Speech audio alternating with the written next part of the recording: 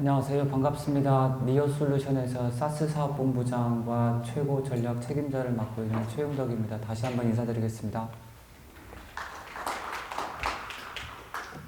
오늘 저는 소프트웨어 디파인드 팩토리 투 웨어하우스라고 하는 제목으로 여러분들 앞에 섰습니다. 항상 발표를 하게 되면 그 강사 입장에서는 내 강연을 정말 많은 사람들이 와서 듣고 이게 북적북적했으면 좋겠다라는 생각을 갖고 있지만 막상 또 현장에 와 보니까 전시회를 오시는 분들이 현장에 가서 먼저 또 제품을 보고 싶어하는 마음도 있으실 것 같고, 또 발표 주제에 따라서 이 주제가 나한테 어떤 의미인지에 따라서 선택적으로 오시기 때문에 이게 참 좋은 주제인데 왜 안 왔지라고 하는 아쉬움이 좀 있지만, 그래도 오늘 참석하신 분들은 정말로 이 강연을 듣고 현장을 가보시면 조금 다른 뷰로, 조금 다른 관점에서 현장을 좀 둘러보실 수 있지 않을까 싶습니다. 제가 아침에 오면서 이 발표 컨퍼런스 관련돼서 이 배너들을 쭉 봤습니다. 근데 확실히 작년보다는 이 소프트웨어 디파인드라고 하는 말들을 많이 쓰고 있더라고요. 그래서 소프트웨어 디파인드가 이제 한국에서 많이 보편화되고 있구나라는 생각들을 좀 갖고 있고, 여전히 물류 씬에서는 소프트웨어 디파인드 웨어하우스라는 말들을 많이 쓰고 있진 않지만, 우리가 항상 바라보는 우리의 고객이자 항상 좋은 기술들이 IT, 그리고 제조, 그리고 물류순으로 이렇게 넘어오고 있는데, 제조 쪽에서는 확실히 소프트웨어 디파인드 팩토리라는 말들을 이제는 보편적으로 많이 쓰고 있는 것 같습니다. 그래서 소프트웨어 디파인드 팩토리 투 웨어하우스, 그리고 여러분들께서 실행을 소프트웨어 관점에서 다시 한번 생각해 보실 수 있는 관점에서 오늘 발표를 진행해 보도록 하겠습니다. 혹시 여러분들 중에서 제가 후속 질문을 하진 않을 테니까요, 소프트웨어 디파인드를 난 들어봤다, 손만 좀 들어보실래요? 네. 그리고 난 소프트웨어 디파인드가 뭔지 모른다, 들어보시겠어요? 네. 아마 이 소프트웨어 디파인드라고 하는 개념은 사실 저도 뭐 IT에서 시작했던 개념이기 때문에, 그리고 IT를 하는 사람들은 이거를 되게 이해하고, 그리고 이 산업이 어떤 임팩트를 줬는지 체감을 하고 계실 건데요. 이게 물류에 넘어올 때 어떻게 해석을 하고 어떻게 여러분들에게 설명을 하는 게 좋을까 고민을 발표 자료를 준비하면서 상당히 많은 시간을 보냈습니다. 그래서 최대한 제가 이해하고 있는 개념과 그리고 산업이 넘어오는 과정에서 이 시사점과 여러분이 또 공감할 수 있는 포인트들을 찾아보도록 하겠습니다. 소프트웨어 디파인드라고 하는 개념은 사실 IT 인프라스트럭처에서 먼저 도입이 됐습니다. 뭘 좀 해보려고 하면 항상 이 하드웨어가 문제이자 하드웨어 때문에 안 되는데요, 이런 얘기들이 IT 업계에서 많이 있었습니다. 소프트웨어 디파인드 네트워크가 그래서 나왔죠. 시스코를 비롯해서 이 클라우드 기반의 산업이 생기기 전에는 뭔가 인프라를 구축하고 싶으면 라우터를 깔아야 되고요, 뭐 설비가 있어야 되고요, 이게 없어서 안 되고요. 제조도 마찬가지죠.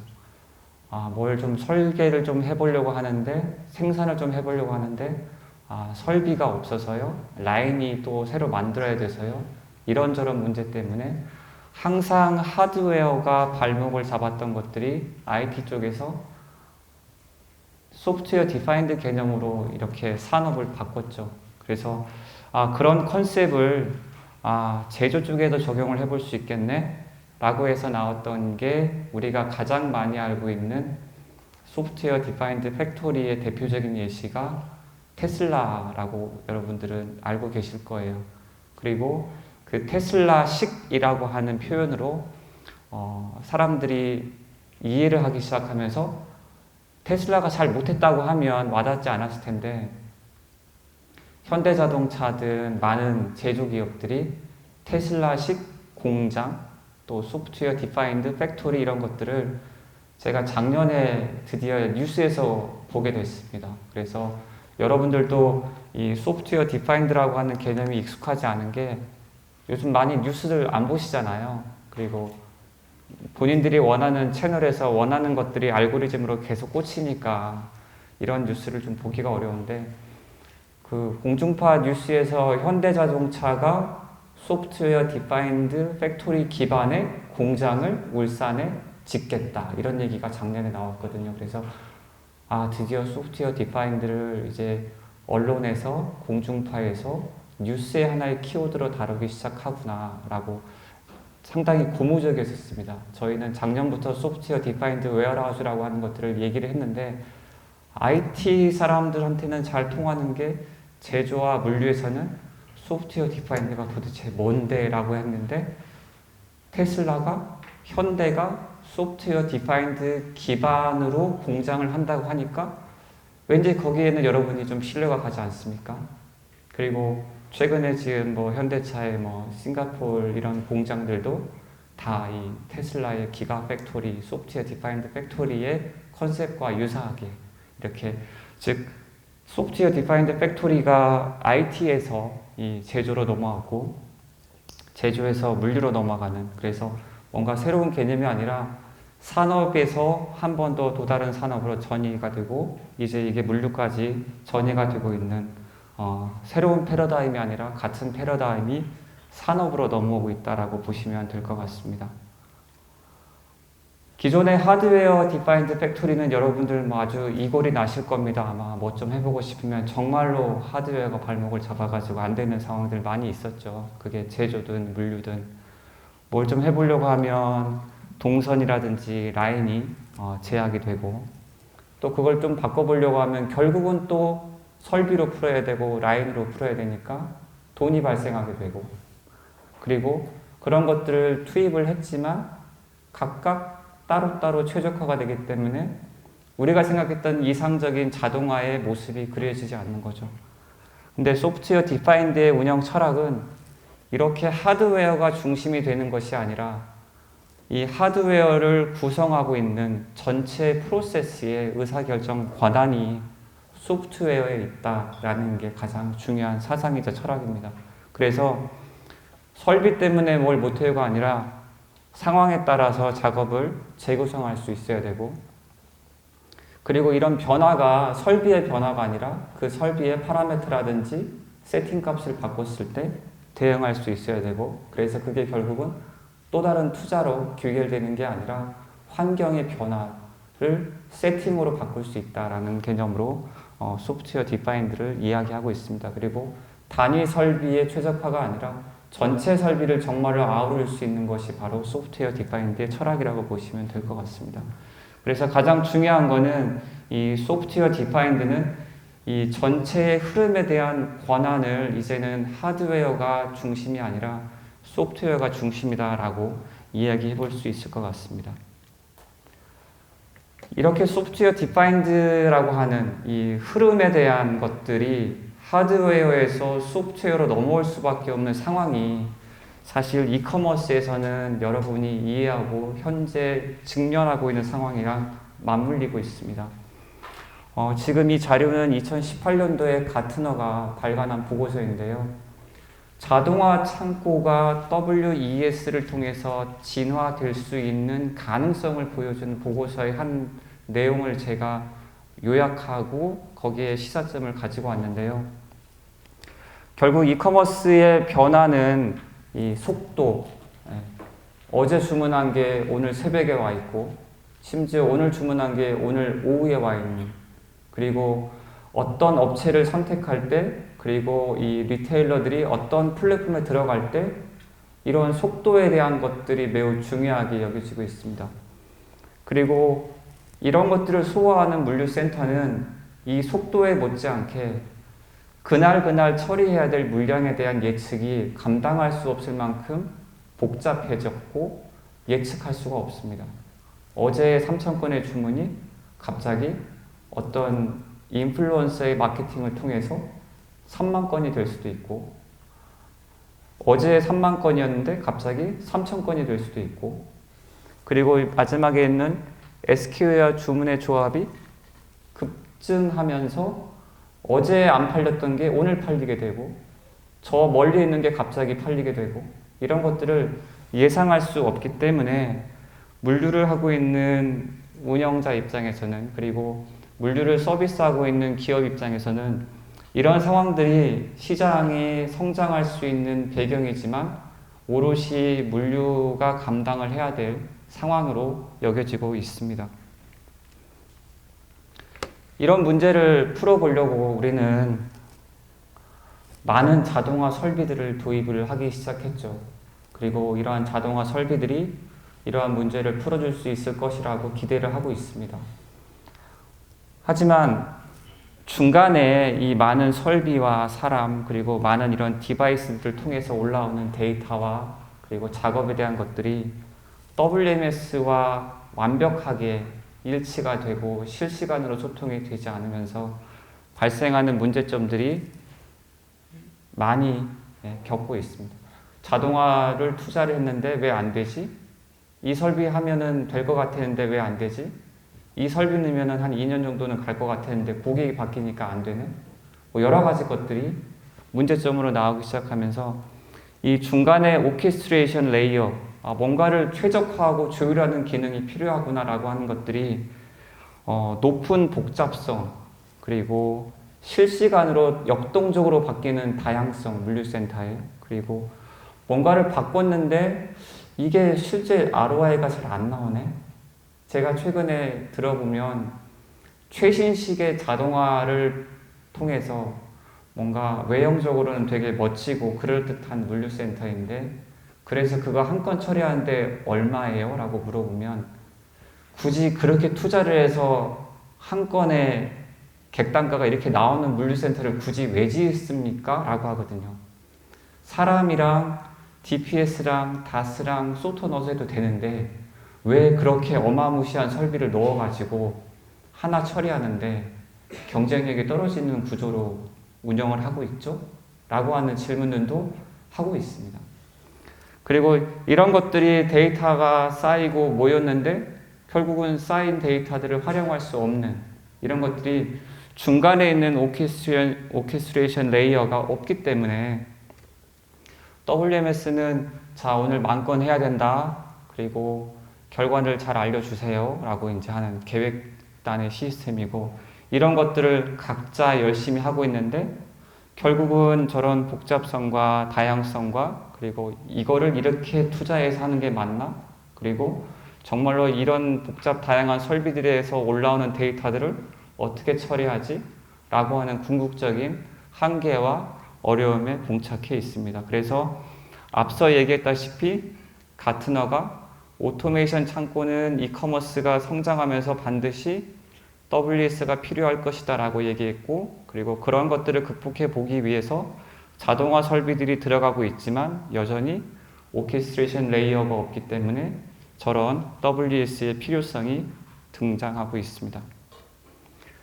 WS가 없어서 망한 케이스를 얘기하는 게 훨씬 더 WS의 필요성을 여러분들에게 잘 어필할 수 있을 것 같습니다. 최근에 아마존이 휴머노이드 로봇을 야심차게 시작했다가 접었던 사례가 바로 이 블루제이라고 하는 프로젝트입니다. 아마존은 우리가 알다시피 이커머스의 물류를 직접 하는 최첨단 IT 기업입니다. 하지만 이 기업도 실패한 사례가 휴머노이드 로봇 프로젝트를 하면서 실패를 했고 최근에 중단을 했습니다. 그리고 호주의 북토피아 같은 경우는 엄청난 규모의 스콥으로 자동화를 투자를 했다가 거의 기업이 파산 지경까지 이르렀습니다. 그리고 나이키 같은 경우도 최신 자동화 설비로 물류센터를 돌리고 있었지만 물동량 변화에 대응을 하지 못하는 구조로 이어져 있기 때문에 오히려 자동화가 발목을 잡았던 케이스입니다. 공통적으로 볼 수 있는 건 뭐냐면 이들이 도입한 설비는 결국 문제는 없었어요. 그 설비 자체는 다른 고객 현장에서 잘 돌아가는 설비였을 것이고 그들이 적용한 설비는 그 당시에 최첨단의 안정적인 레퍼런스를 갖고 있는 설비였을 겁니다. 근데 왜 안 됐을까? 결국은 그들이 못한 게 아니라 장비가 못한 게 아니라 이 장비를 도입하는 현장에 대한 프로세스와 이 프로세스를 설계하는 과정에서 이게 운영의 조율과 맞닿아 있지 않았기 때문에 발생한 문제라고 생각하고 있습니다. 즉, 소프트웨어 디파인드가 아니었다라는 뜻이죠. 국내의 경우에도 이게 상당히 오래전 기사입니다. 2017년도 기사인데요. 이거보다 더 많은 자동화 실패 사례들을 여러분들 이 자리가 아닌 뭐 술 한잔 하고 얘기하면 어디 망했다더라, 어디 잘 안 된다더라, 이런 케이스 많이 알고 계시잖아요. 그들도 대놓고 얘기는 하지는 못하지만 돈을 줘야 돼, 말아야 돼. 아, 이거 돈을 못 받겠는데, 이거 납품을 했는데.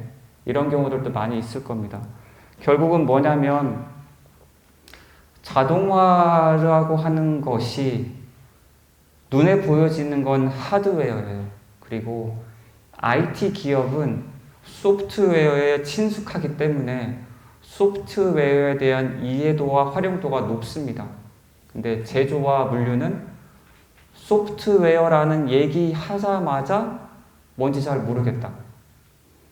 그리고 하드웨어는 벤치마킹 가면 어페럴 경쟁사가 이거 쓰고 있으니까 나도 될 것 같은데, 저거 해보면 나도 될 것 같은데, 저 설비 좀 더 싼 거 없을까? 저 설비 더 최신 거 없을까?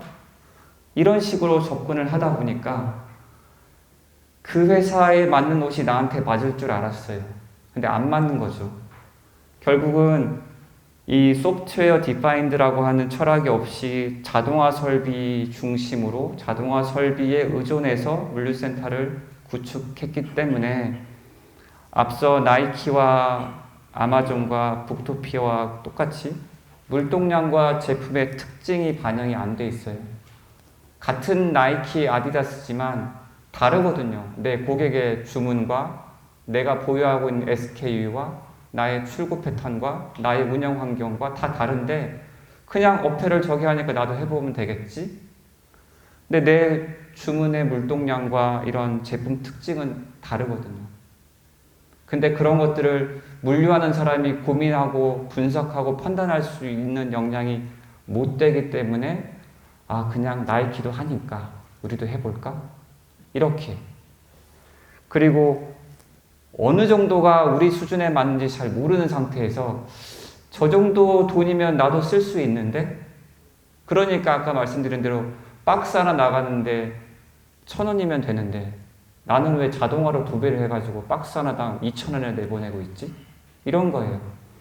최적의 자동화 규모를 내가 설계하고 내가 이해를 해야 되는데 그런 것들이 안 되기 때문에 하드웨어 중심으로 거기 설비, 그 사이트 잘 돌아가더냐? 사고 안 나더냐? 문제 없더냐? 그거 가지고 사람 몇 명 넣었냐? 이렇게 하다 보니까 결국은 나한테는 안 맞는 거예요. 그리고 투자하고 나서 유연하게 설계가 되어 있으면 운영이 돼야 되는데 고객이 물량을 더 넣었어요. 안 된대요. 고객이 나갔어요. 그 설비를 못 써요. 그거는 실제로 내가 그 설비를 투자해서 운영을 해야 되는 물류 사업자 입장에서는 상당히 중요한 문제인데 이 또한 유연한 설계 되게 모호하거든요. 이거는 앞서 얘기한 대로 이거를 풀려면 소터를 넣어야 됩니다. 근데 물류센터가 제한적이잖아요. 뭐 소터를 뭐 2층, 3층으로 뭐 쌓아서 넣을 수 없잖아요. 컨베이어를 막 돌려서 막 도크까지 빼낼 수 없잖아요. 그런 유연한 설계를 어떠한 궁극적인 이 장기적인 기간이든 아니면 다양한 이런 나의 고객들을 염두하고 설계를 해야 되는데 눈앞에 보이는 것들만 쳐내기 위해서 설비업체한테 내가 이 물량, 이 SKU 요 정도까지 생각하니까 갖고 와 라고 하니까 설비업체들은 뭐라고 해요? 네가 그때 얘기했던 그 스펙으로 난 준 거잖아. 그리고 환경이 바뀌었으면 이거 더 추가해야지. 지금 거는 어떻게 좀 못하냐라고 하면 우리는 그렇게까지는 못해. 왜? 설비를 파는 게 좋지. 그거를 개비해줘서 무슨 의미가 있어요? 결국은 투자하고 나서 유연한 운영에 대한 설계 부분이 많이 누락되어 있는 거죠. 그러다 보니까 안정적이고 경제적인 운영이 안 되는 거고 현실 운영에 갈수록 안 맞아지는 거예요.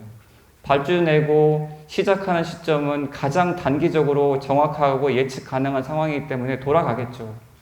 상황이 바뀔수록 이런 것들이 현실과 안 맞는 거예요. 결국은 소프트웨어 디파인드 웨어하우스가 필요하다. 그리고 이런 것들은 같은 패턴이에요. 그리고 반복될 수 있는 거예요. 그 반복의 주인공이 여러분이 될 수도 있다는 겁니다. 물류센터는 이런 단계로 좀 발전해 가고 있는 것 같습니다. 그리고 각 단계별로 여러분이 속해 있는 상황이 여기 어딘가에 해당이 될 것 같은데요. 사람이 주도하는 물류센터는 우리 보통 매뉴얼 피킹하고 매뉴얼 중심의 물류창고라고 하죠. 지게차, 그리고 뭐 엑셀 또는 종이 피킹 지시서 이런 것들로 운영이 되는 창고인데 이렇게 운영을 해야 되는 곳도 있습니다. 해야 되는 게 맞고 다만 물량이 늘어나면 사람 뽑는 거 말고는 대안이 없잖아요. 그리고 이거를 좀 극복해 보려고 사람 많이 들어가기에는 좀 그러니까 이제 특정 프로세스에 좀 설비 좀 넣어볼까? 그게 이제 다음 단계 머신이 주도하는 물류 창고죠. 여기에 뭐 WMS랑 어떤 설비가 붙는 거죠. 근데 여전히 반복되는 거는 WMS랑 특정 설비를 붙여놔서 어떤 프로세스에 사람은 빼거나 속도는 높아졌는데 이게 여전히 다양한 변화에 대응은 좀 어렵다는 거죠. 그래서 우리가 WCS를 붙여가지고 여러 설비 장비들이랑 같이 맞물려서 돌아가는 게 시스템과 비저빌리티가 이끌어가는 물류창고 단계일 겁니다. 아마 대부분은 여기에 머물러 있을 거예요. 여기에 머물러 있고 우리가 바라보는 대부분의 창고들이 여기에 있을 겁니다. 근데 우리가 자율 제조, 뭐 자율 AI 이런 얘기 많이 하는데 궁극적으로 인텔리전스가 리드하는 물류 창고로 가기 위해서 반드시 거쳐야 되는 공간이 바로 이 플로우가 리드하는 아까 이 플로우를 누가 통제할 것이냐가 바로 이 소프트웨어 디파인드, 이 오케스트레이티가 중점적으로 이 필요한 단계가 바로 이 플로우 리드 단계라고 말씀드릴 수 있겠습니다. 그래서 결국은 자동화 설비에서 자율로 넘어가는 과정에서는 이 흐름에 대한 조율, 이 오케스트레이션을 할 수 있냐 없냐가 방점이라고 말씀드릴 수 있겠습니다. AI와 오토메이션이 결합된 우리가 휴머노이드 로봇을 갖다가 현장에 집어넣는다고 그게 소프트웨어 디파인드 기반의 창고일까요? 저는 아니라고 봅니다. 그거는 또 하나의 설비가 들어온 것 뿐이에요. 또 하나의 좋은 보여주고 자랑하고 싶은 그리고 어떤 목적을 그냥 이루기 위한 하나의 수단일 뿐입니다. 제가 말씀드리고 싶은 거는 물류센터에 그리고 전시회 가서 보실 여러 많은 좋은 설비들이 각각 따로 놀고 있다면 그거는 소프트웨어 디파인드 창고가 아닙니다. 각각의 설비들이 일을 최적으로 할 수 있어야 되고 남의 일도 때로는 도와줄 수 있어야 되고 그리고 설비의 단일 최적화를 넘어서 프로세스 차원에서 전체 최적화가 될 수 있어야 되고 이러한 데이터들이 모여서 실시간으로 피드백을 줄 수 있는 데이터 루프 안에 모여 있어야 됩니다. 그리고 이거는 설비뿐만 아니라 사람까지 같이 있어야 됩니다. 그게 비로소 물류창고를 구성하는 모든 주체들이 소프트웨어를 기반으로 지시를 받고 피드백을 주고 다시 자원을 최적화하고 작업을 수립해주고 하는 것들이 바로 이 소프트웨어 디파인드 웨어하우스이고요. 결국은 오케스트레이션이라고 말씀드릴 수 있겠습니다. 이거를 하기 위해서는 결국은 아까 사라져 있는 미싱 레이어 바로 WS가 필요하다라고 말씀을 드리고 싶습니다. 제가 WS가 필요하다라고 말씀드리는 이유는 저의 그냥 주장은 아닙니다. 가트너가 2018년도에 WS의 필요성을 얘기를 했고 그 당시에 WS는 이런 이머징 테크놀로지라고 해서 아주 핫한 기술로 들어왔습니다. 그리고 가장 오른쪽에 안정화되어 있어서 시장에 진입한 기술로는 WCS가 이미 존재합니다. 설비 장비 아우르려면 WCS 있으면 되는데 WS가 왜 필요하지? 제 얘기가 아니라 가트너가 서플라이 체인 익스큐션 테크놀로지에서 WS를 가장 주목해서 봐야 됩니다라고 지금 얘기하고 있습니다. 2018년도에는 단순하게 WS가 WMS는 계획 시스템이고 설비 장비가 많이 복잡해지면 얘를 실행하고 조율하는 오케스트레이션 레이어가 필요할 거다라고 얘기했던 게 지금은 가장 주목해야 될 기술로 자리매김했다라고 말씀드릴 수 있습니다. 소프트웨어 디파인드 웨어하우스는 앞서 말씀드렸다시피 자동화로 도배가 되어 있는 물류 창고에서만 구현할 수 있는 건 아닙니다. 가장 시작점에서 우리와 함께하고 있는 물류 현장의 종사자들로만 이루어져 있는 곳에서도 소프트웨어 디파인드는 실현할 수 있습니다. 그리고 그렇게 할 수 있어야지 진정한 소프트웨어 디파인드 창고입니다.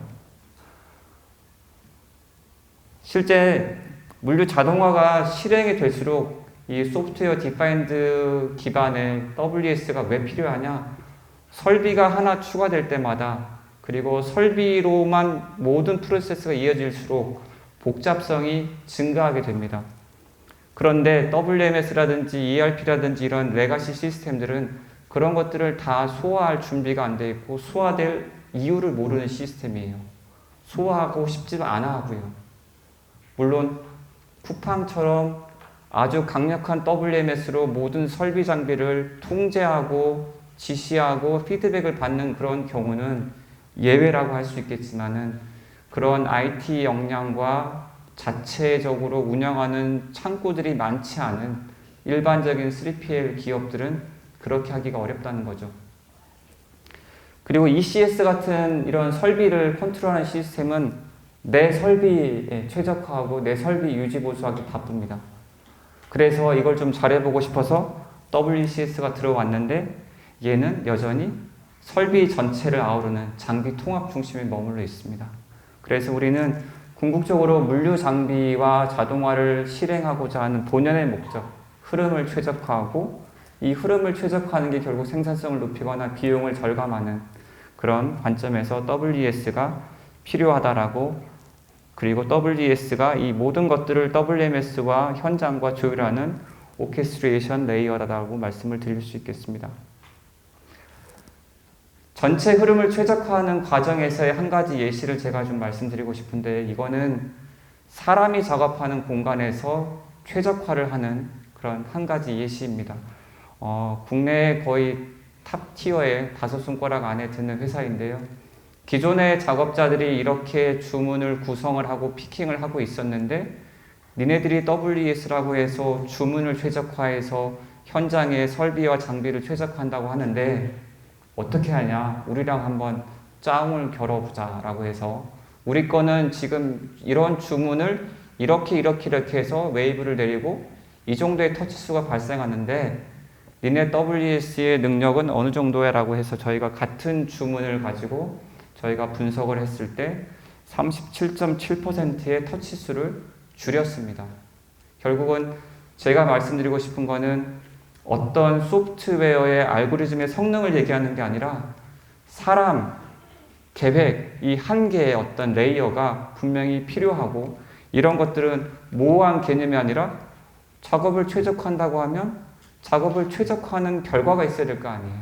그런 결과들을 통해서 이 고객 같은 경우는 저희의 이 same wave라고 하는 알고리즘을 자사의 알고리즘으로 접목시켜서 활용을 하기로 했습니다.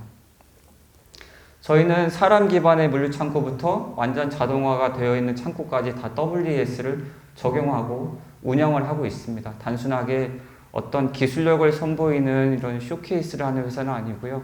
저희 WES를 기반으로 이런 운영까지 현재 매일매일 필드와 맞닿아 있는 회사라고 보시면 될 것 같습니다. WES라고 하는 거는 사람으로만 운영되는 물류 창고에서 모여있는 데이터가 어떤 설비를 붙이고 싶으면 그 설비와 또 어우러져서 최적화가 되어야 되고 또 그 설비에서 더 다양한 설비 장비들이 들어온 완전한 자동화로 가는 과정까지 연결돼야 합니다. 결국은 사람이 있는 창고에서 어떤 WES를 도입했는데 설비 장비가 들어오니까 다른 시스템을 도입을 해야 된다? 이런 건 아니고요. 사람으로 운영되는 창고에서 설비가 들어왔을 때 이 주문은 설비한테 줄 수 있고 또 설비한테 넘어간 주문에 대한 피드백을 받을 수 있어야 되고 또 이렇게 운영을 하면서 어떤 설비가 추가로 필요한지 제시할 수 있어야 됩니다. 그렇기 때문에 하드웨어 디펜던시 기업은 이 설비를 넣고 싶은데 맞는지 틀리는지 잘 모르잖아요. 데이터 분석이라든지 이런 것들보다는 우리랑 비슷하게 쓰고 있는 사람들보다 내가 잘해 못해. 그리고 나보다 다음 단계에 있는 애들이 쓰고 있는 거는 뭐야? 이렇게 가는데 결국은 WS 기반에는 사람이 작업하는 것들도 PDA나 태블릿으로 지시를 하면서 이런 결과들을 받아보고 더 추가로 필요한 것들이 무엇인지 그리고 이런 것들이 최적화되고 있는 상태에서 더 추가로 될 것이 무엇인지 그래서 내가 만약에 중소형 1000평짜리 물류창고인데 완전한 오토메이션으로 도배할 필요가 없잖아요. 이 고도 자동화 환경이라고 하는 거는 여기에 예시로는 휴머노이드 니오고라고 쓰여져 있긴 하지만 내가 1000평짜리를 고도 자동화 운영을 하고 싶다고 하면 휴머노이드가 아니더라도 정말로 타사 대비 경쟁력이 있고 저렴하게 운영할 수 있다고 하면 그게 바로 내가 스마트하게 물류를 하고 있는 거고 내 창고가 고도 자동화 운영 단계의 창고라고 보실 수도 있습니다. 저희는 2024년에 이 WS라고 하는 기술을 가지고 기술 등급 1등급을 받은 회사입니다. 기술 등급은 1에서 10단계까지 나눠지는데 가장 높은 단계의 기술을 가지고 있고요. 이 TI라고 하는 이 1등급을 받는 게 정말로 어렵습니다. 그래서 생소한 이 기술 등급일지 모르겠지만 상당히 우수한 기술력을 가지고 있고 그리고 이 WES라고 하는 것들에 대한 시장에 대한 이 선도 기업으로 지지난주에 제가 가트너 에이펙하고 미팅을 했습니다. 이 WES 벤더 이 브리핑 세션을 가졌는데 한국에서도 이 WES라고 하는 것들을 하고 있는 기업이 있는데 글로벌리하게 가장 이 높은 관심을 받고 있는 이 기술 항목인 WES와 관련해서 얘기를 좀 해보고 싶다라고 하는 것들을 좀 진행을 하고 있고요. 그래서 저희는 안정적이고 우수한 기술력을 모든 단계에서 서비스를 할 수 있는 기업이고 또 그렇게 할 수 있어야 된다고 생각합니다. 근데 현실적으로는 내가 WES 하고 싶은데 라고 하면 WCS 기업은 기본적으로 설비 장비를 엮어야 되잖아요. 그러니까 가서 봤는데 1000평이야. 사람으로밖에 없어. 그러면 설비 넣을 게 없잖아요. 그럼 WES라고 하는 게 메리트가 있을까요? 그들에게 모티베이션이 안 되잖아요. 근데 저희는 이 정말로 사람으로만 돌아가는 창고에서도 당신 이렇게 지금 페이퍼 피킹 하면서 그냥 순번대로 나눠가지고 사람 그냥 산술 평균 해가지고 막 넣어주는데 그냥 지금 PDA나 아니면은 지금 쓰는 카트에 주문 최적화되는 작업을 우리가 줄 테니까 이렇게 한번 작업을 시켜보세요부터 시작하고 완벽하게 모든 것들이 자동으로 돌아가는 창고에서도 저희가 이러한 WES의 사상을 실제 구현하고 있습니다. WES가 구체적으로 어떻게 구성이 되어 있냐? WCS는 여러 설비를 엮어본 경험과 사례로 얘기할 수 있지만 WES는 어떻게 이러한 설비 장비와 사람을 아우르는 현장의 프로세스를 최적화할 수 있는지 그거를 어떻게 how to 어떤 모듈로 할 수 있는데가 방점입니다. WES 같은 경우는 상당히 많은 데이터와 프로세스들을 주문을 분석하는 과정에서 시작합니다. 오늘 물류센터의 어떤 작업을 시작하기 전부터 주문 분석을 하게 되고 이러한 주문을 사람이 A 설비가 B 설비가 C 설비가 어떻게 하는 게 좋겠다. 그게 바로 이제 리소스를 할당하는 거죠. 그리고 실제 리소스를 할당해서 물류센터가 돌아가는 과정에서 설비 장비의 상태를 볼 수 있어야 되고 이 설비 장비의 병목이라든지 버든이라든지 유효를 확인할 수 있어야 되고 그런 것들이 결국 다시 이퀴먼트 옵티마이제이션으로 돌아갈 수 있어야 되고요. 그래서 어제의 같은 패턴과 같은 주문을 내일은 더 잘할 수 있어야 된다라는 것들까지 반영이 될 수 있는 게 바로 이 WES라고 보시면 될 것 같습니다. 발표를 마무리하고 싶은데요. WES 그리고 소프트웨어 디파인드 팩토리 그리고 여러분이 이제 전 시장에 가시면 많은 좋은 설비들이 있습니다. 그리고 다음 세션에 우리 카덱스 대표님께서도 좋은 설비에 대해서 사례를 발표하실 텐데, 내가 처한 환경에서 우리는 주문이 너무 복잡해졌는데 여전히 이걸 사람으로 풀고 있나? 아니면 공간은 제한적인데 이거를 어떻게 풀지? 동선이 복잡해져가지고 사람들이 왔다 갔다 하네? 아니면 조금 더 자동화된 창구인데 실제 저희랑 만나는 고객의 사례입니다. 뭔가 자동화 설비에 뭔가 이제 물량을 토탈 피킹해서 집어 넣어야 되는데 자꾸 몇 개가 빠져요. 그러니까 설비가 못 돌아가는 거예요. 그러니까 이런 내가 이 물류센터의 규모라든지 이 자동화 설비의 수준과 무관하게 내가 현재 어떤 포인트에서 뭔가 어려움을 겪고 있는지 이거를 데이터로 한번 보실 필요가 있을 것 같습니다. 그리고 진짜로 주문이 복잡해지는데 이런 주문을 최적화하는 게 WMS의 룰 기반으로 좀 한계가 있다라고 하면 그냥 거기에서부터 솔루션을 매핑하시는 게 맞죠. 예. 그거를 DPS를 도입해볼까? DAS를 도입하면 된다는데 이게 아니라 내 데이터와 내 프로세스를 가지고 한번 이 솔루션을 매핑해 보실 필요가 있고, 그리고 이 소프트웨어 디파인드라고 하는 게 그래서 좋은 게 뭐냐면 작게 시작할 수 있다는 거예요. 내가 지금 지게차하고 렉밖에 없고 겨우 WMS 쓸까 말까 고민하는데 갑자기 DAS DPS, 갑자기 소트 이게 아니라 내가 지금 바로 시작할 수 있는 것부터 한번 검토해 보시고 시작하시는 게 좋지 않을까 싶습니다. 그 소프트웨어 디파인드라고 하는 개념을 가지고 현장에 가서 이제 전시회 가셔가지고 니네들은 그러면 좋은 설비인 건 알겠는데 WMS랑 붙어? 아니면 WCS랑 붙어? 아니면 니네들은 누구랑 소통을 해? 그리고 이 설비를 더 잘 쓰고 싶으면 저 설비랑도 연동을 해야 되는데 기능적으로 WCS랑 연동하는 거 말고 저쪽에 놓을 때 이쪽 물량을 저쪽으로 줄 수 있는 시스템 같은 거는 같이 공급하는 벤더가 있어? 이런 것들을 좀 물어보시면 아마 좋은 설비를 더 잘 쓰실 수 있는 그런 이제 시사점을 가지고 현장을 가보시면 훨씬 더 좋을 것 같고, 아마 대다수의 기업들이 소프트웨어 디파인드 팩토리는 들어봤는데 이게 물류도 있어? 그런 거는 잘 모르겠고, WCS 우리 이런 데랑 하고 있어요. 우리 갖고 있어요. WCS 말고 WES 있어? 좀 다르다던데?